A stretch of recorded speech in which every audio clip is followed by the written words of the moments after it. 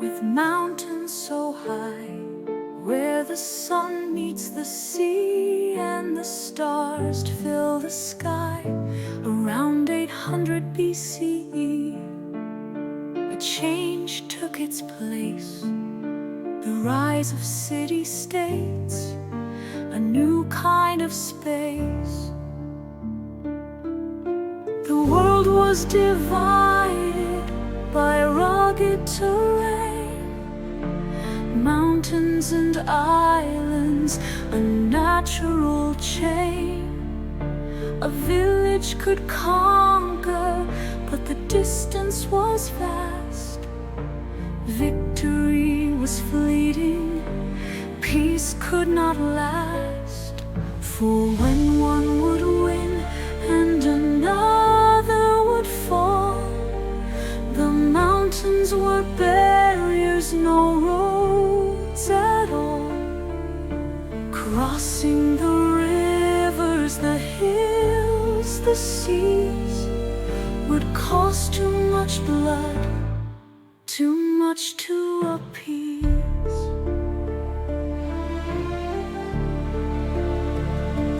No one would rose to rule them all.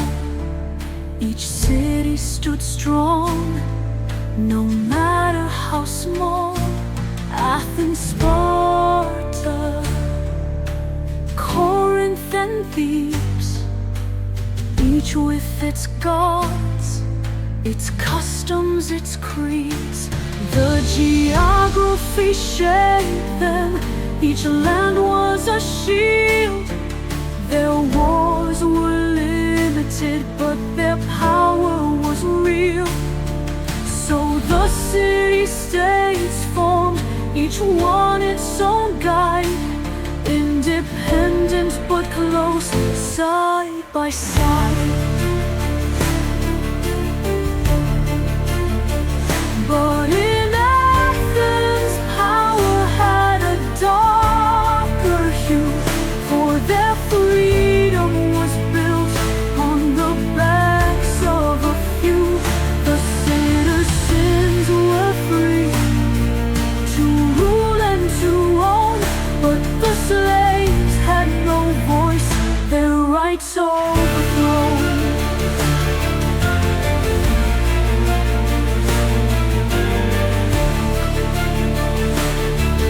The aristocrats ruled with wealth and with might, but the commoners' voices were silent at night. In the agora they gathered with ideas to share, but the truth was only the rich had a fair share. Though the dark age passed, the people would rise from the ruins of Mycenae. The old city's ties, Greek culture was born, a new way to grow. And from this foundation their stories would flow.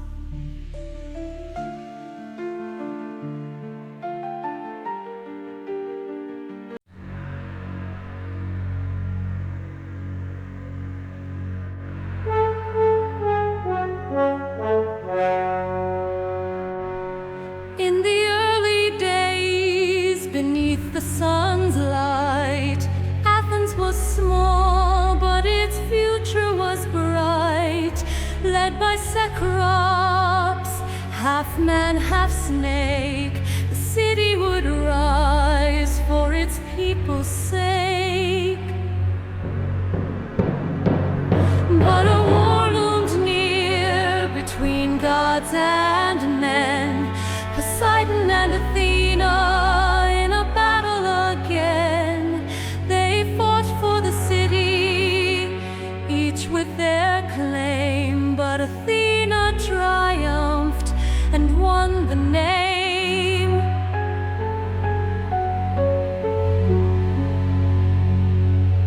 Her olive tree grew, a symbol of peace, and Athens, her city,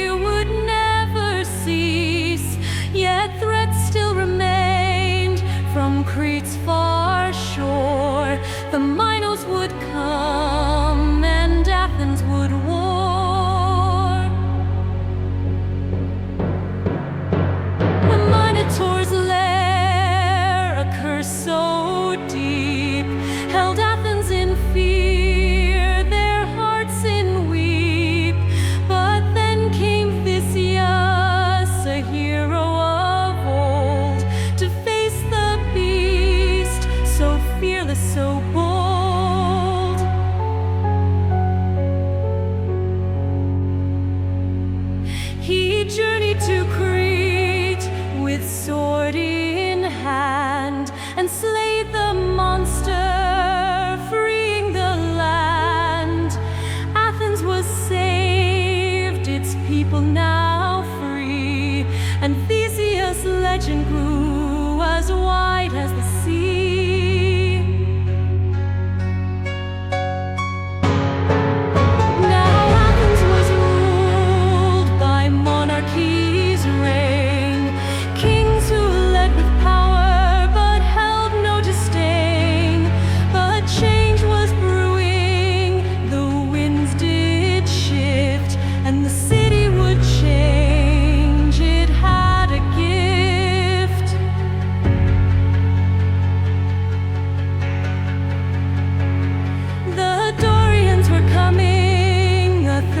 So near, Athens in danger, their hearts filled with fear. But Codrus the king, a wise man indeed, knew his death would save them, the people in need.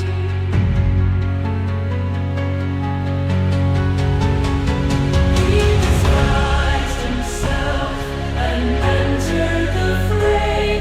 The Dorians attacked, not knowing the way. When Codrus was slain, the Dorians withdrew. Athens was safe, but now they knew too.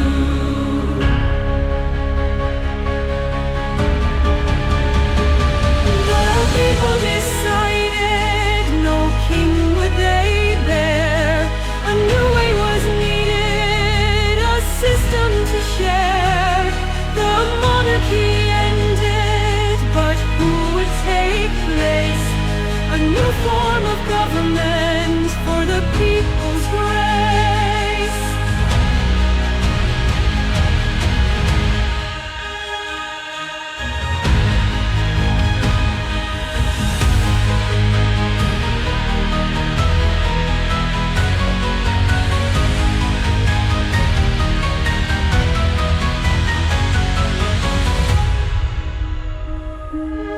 People decided no king would they bear. A new way was needed, a system to share. The monarchy ended, but who would take place?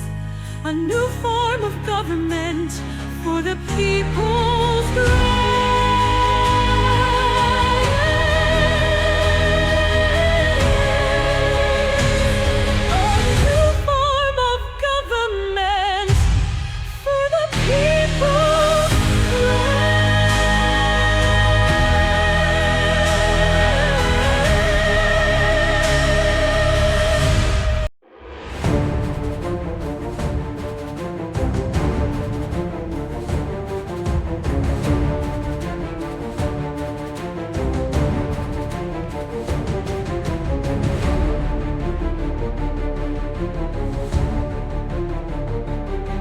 With no king to rule, the people began to look for new leaders, a new kind of plan. The nobility still held the power and gold, but the commoners cried for a system to hold.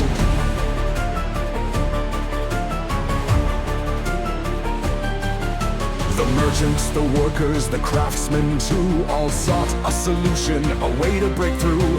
In 633 BCE, Cylon made his stand.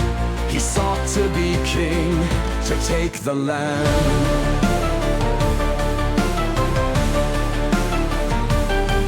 But the coup was a failure and blood was spilled. Cylon's head displayed, the city chilled. The nobles knew now their reign was at risk. Reforms were coming, the people's task brisk.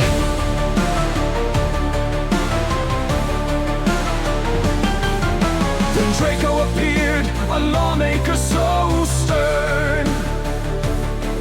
With his harsh decrees, the city did burn, burn.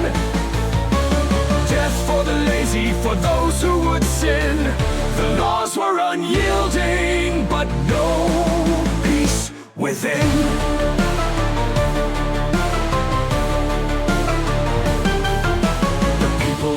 cried out for justice to reign, and so came Solon to ease their pain. In 4 BCE, he took his stand to change Athens and make it grand.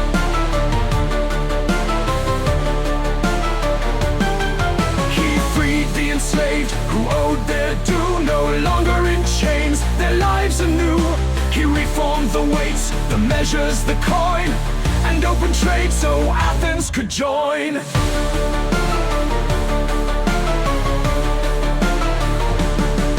But the power still lay with the wealthy few. The commoners' hope still felt untrue. The system was changing, but not enough. The battle for equality would still be tough. Pisistratus rose, a tyrant to some, but his reign was one where the poor could come. He built the temples and roads to trade. Athens grew strong, though freedom's delayed.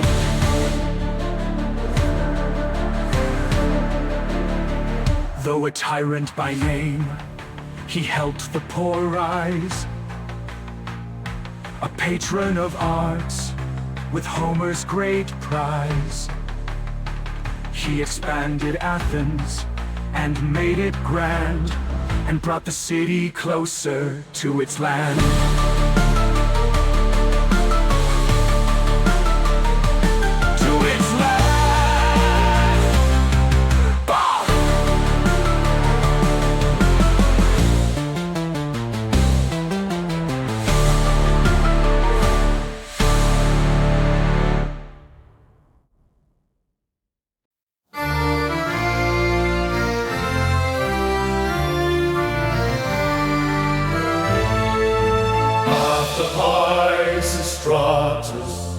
The city felt torn.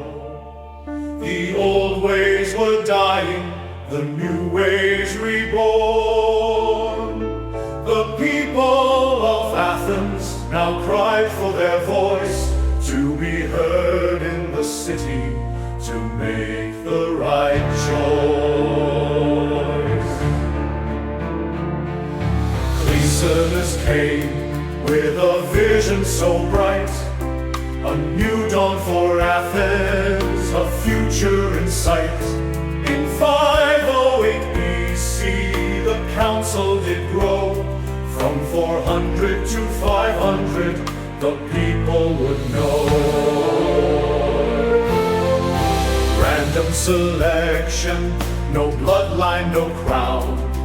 The power was shared, the nobility down. Ostracism rose to protect from the worst those who would harm Athens' new thirst.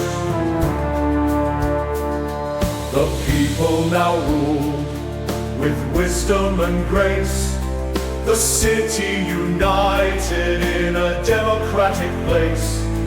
But it wasn't perfect, the struggle still lay, for the rich still held power, and the poor had to sway.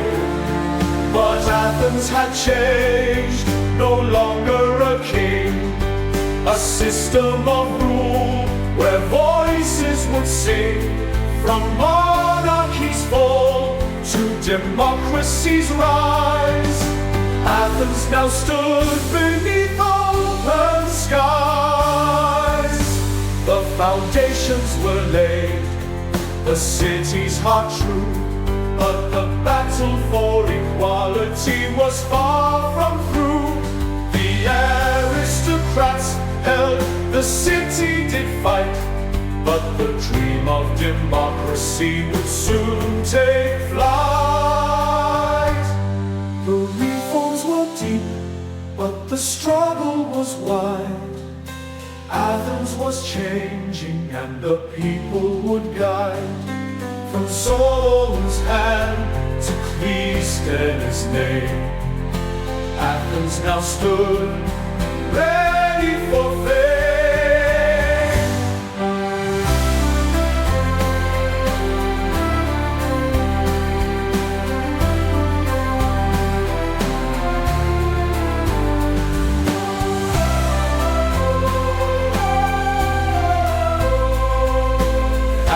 now stood.